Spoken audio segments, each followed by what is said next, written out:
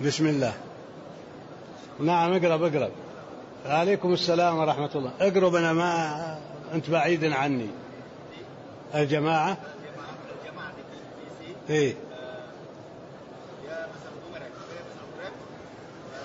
الأرض، فإنه لا إسلام إلا بجماعة، ولا جماعة إلا بإمارة، ولا إمارة إلا بسمع وطاعة. لا، هذا قول عمر ليس ضعيفا، مجمع عليه. لم ينكر على عمر هذا القول. وهذا أيضا في الواقع يصدقه الواقع من تلازم هذه المقدمات. لا إسلام إلا بجماعة، لا إسلام كامل إلا بجماعة، ولا جماعة إلا بإمارة، ولا إمارة إلا بسمع وطاعة.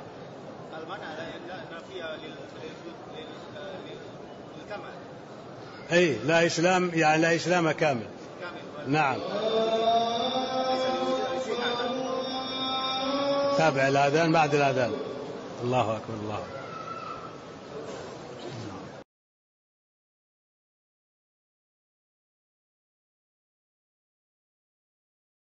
الله المستعان.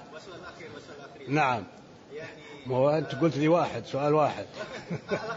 الأخير. طيب هات. يعني كيف اعتماد هذه الجماعة الذي يبين على شخص معين ليس له قدرة على أساس الناس أصلا. هذا اعتقاد الشيخ ولا كيف؟ يعني يبين شخص معين يبايعون. لا لا، الشخص الذي لا قدرة له على لا يبايع، إنما يبايع على الكتاب والسنة من له قدرة، مثل ولي الأمر في هذه البلاد، فهذا له قدرة واستقام أمره، وداخل سلطانه أقام ما يستطيع من حدود الله عز وجل، فهذا هو الذي بيعته شرعية. أما البقية دساتير، يعني ينطبق عليها نظرية العقد. نظرية العقد خلاصتها أن مجتمع ما يتفقون على منافع ومضار، فيعقدون على أنفسهم عهد بأن يجلبوا المنافع ويدفعوا المضار، على كل واحد منهم أن يفي بهذا ما لم يكن مخالفا للدين. واضح؟ أما اللي يكفرون الناس ويكفرون المجتمع فهم ضلال. يعني بعد بعثة محمد صلى الله عليه وسلم ما في جاهلية مطبقة، فالذي يقول الآن نحن في جاهلية القرن العشرين كذا، هذا مخطئ، لأنه بعد بعثة النبي صلى الله عليه وسلم ليس فيه جاهلية مطبقة إلا في آخر الزمان، إذا نزل عيسى عليه السلام. عيسى ما بعد نزل، إذا خرج الدجال نزل عيسى وقتل الدجال وتوفي عيسى، وأرسل الله ريحا طيبة فقبضت روح كل مؤمن، لم يبق في الأرض إلا شرارها، عليهم تقوم الساعة الكبرى. واضح؟ نعم، الحمد لله.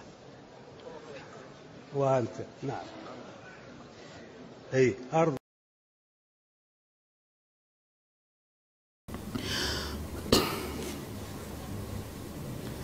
Saya adalah seorang fulan dari jamaah Islam jamaah, ya. Dalam jamaah ini diajarkan bahwasanya orang Islam di luar jamaah kami adalah kafir. Ini saya singgung tadi. Siapa yang tidak berbaiat kepada imam jamaah dianggap kafir. Kelompok ini membawakan hadis Rasulullah berbunyi la Islam illa bi jamaah wala jamaah illa bi imarah wala imarah illa bi ta'ah. Ya. Intinya mereka punya dalil, ya. Ya kita bilang ini ngawur, ya.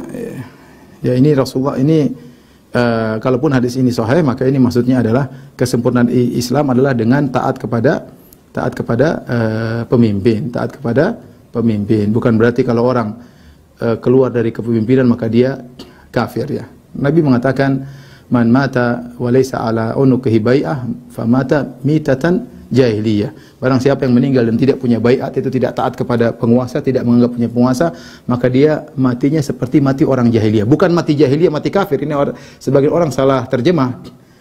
Famata mitatan jahiliyah, itu maksudnya matinya seperti matinya orang jahiliyah. Kenapa? Orang jahiliyah dahulu mereka tidak punya pemimpin.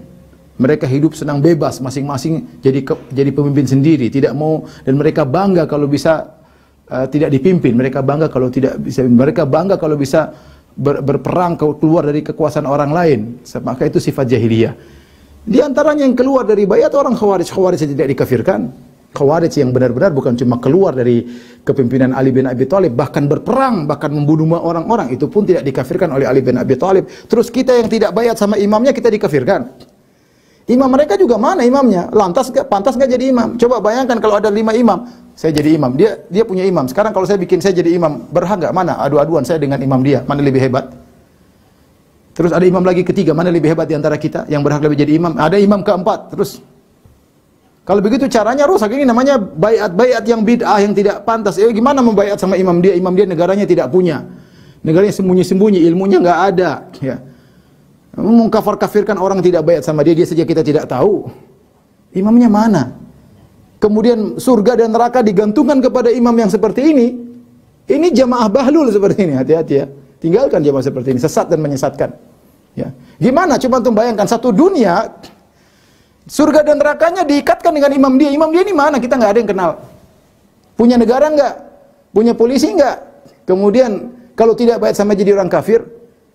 Betapa piciknya pikiran mereka menganggap orang seperti gini surga dan neraka bergantung kepada dia. Tidak bayat sama dia jadi orang kafir. Ya orang kita jutaan manusia tidak kenal dia. Coba tanya orang, kamu kenal nggak imamnya Islam Jamaah? Nggak ada yang kenal. Kemudian kafir, kamu nggak bayat kafir, banyak orang kafir dong. Ini gimana sih?